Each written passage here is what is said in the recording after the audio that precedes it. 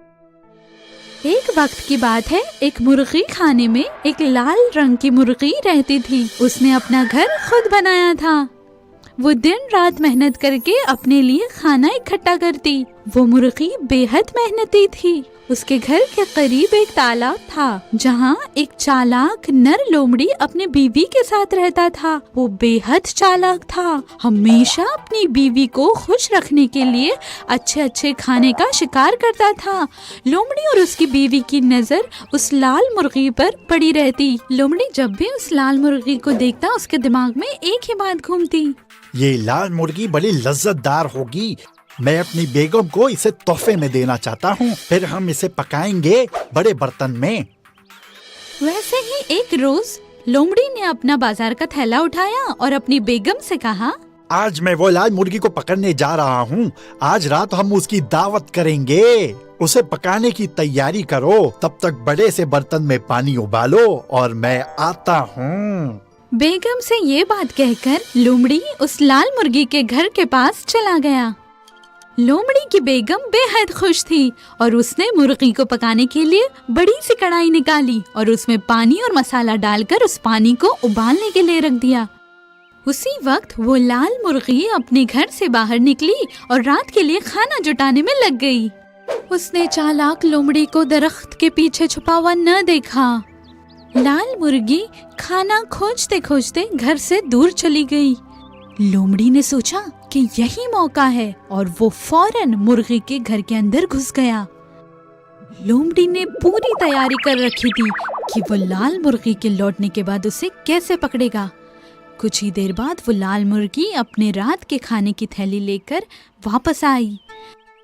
اس نے گھر میں گھس کے دروازہ اندر سے بند کر دیا۔ جیسے ہی لومڑی نے دیکھا کہ مرغی کے بھاگنے کے سارے راستے بند ہو گئے ہیں، تب وہ مرغی کو پکڑنے کے لیے اس کے اوپر ٹوٹ پڑا۔ مرغی نے لومڑی کے ساتھ بہت ہمت سے مقابلہ کیا۔ مرغی نے جھٹ سے اپنی تھیلی نیچے چھوڑی اور وہ اڑ کر ایک کاٹ کے اوپر جا کر بیٹھ گئی۔ مرغی نے بیٹھ کر سانس لی اور لومڑی سے کہا، چالاک لومڑی، تم میرے گھر کے اندر کیا کر رہے ہو؟ تم کتنی بھی کوشش کر لو، تم مجھے پکڑ نہیں پاؤ گے۔ تم کتنی دیر تک مجھ سے بچنے کی کوشش کرو گی؟ لومڑی نے دیکھا کہ ابھی مرغی کو پکڑنا شاید ممکن نہیں ہے۔ یہ مرغی بہت ہوشیار ہے اور بہت پھرتیلی بھی ہے، پر لومڑی بھی بہت چالاک ہے۔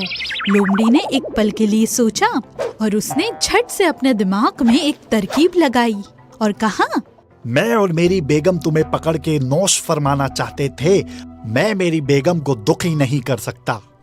مرغی جہاں اوپر کھڑی تھی اسی کے سامنے نیچے جا کر وہ لومڑی کھڑا ہو گیا اور وہ گول گول گول وہیں گھومنے لگا۔ وہ اپنی پونچھ کو پکڑنے کی کوشش کر رہا تھا۔ مرغی سب کچھ اوپر سے دیکھ رہی تھی اور وہ سوچنے لگی، ایسے تو لومڑی اور تھک جائے گا۔ لومڑی اور تیز اپنی دم کو پکڑنے کے لیے گول گول گھومنے لگا۔ مرغی دھیان سے اس لومڑی کی حرکتیں دیکھ رہی تھی، لیکن وہ سمجھ نہیں پا رہی تھی کہ لومڑی آخر کر کیا رہا ہے۔ لومڑی کو گول گول گھومتے دیکھ کر مرغی کا سر گھومنے لگا اور وہ خود کو سنبھال نہ پائی۔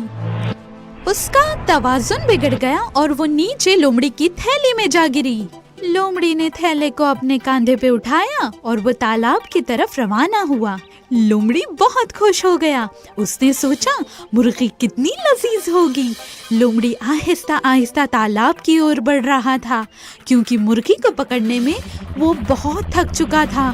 اس کی حالت خراب ہو چکی تھی، وہ ایک بھی قدم آگے نہیں بڑھا رہا تھا۔ پھر اس نے سوچا، لگتا ہے رات ہونے میں کافی وقت ہے، میں تھوڑا آرام فرماتا ہوں۔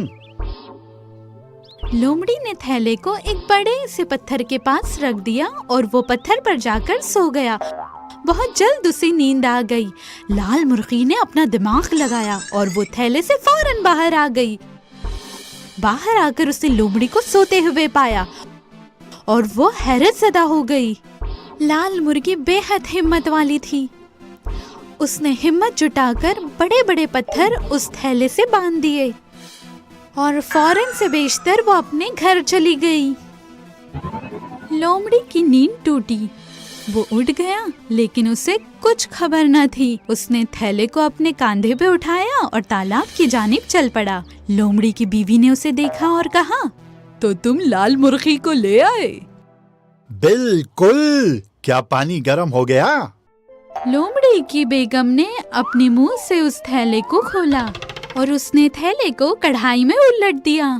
سارے پتھر اس گرم پانی میں گرنے لگے۔ کھولتا پانی لومڑی اور اس کی بیوی پر بھی گرا اور دونوں کی موت ہو گئی۔ لال مرغی نے پھر کبھی اس چالاک لومڑی کو نہیں دیکھا اور وہ خوشی خوشی آرام سے اپنی زندگی بسر کرنے لگی۔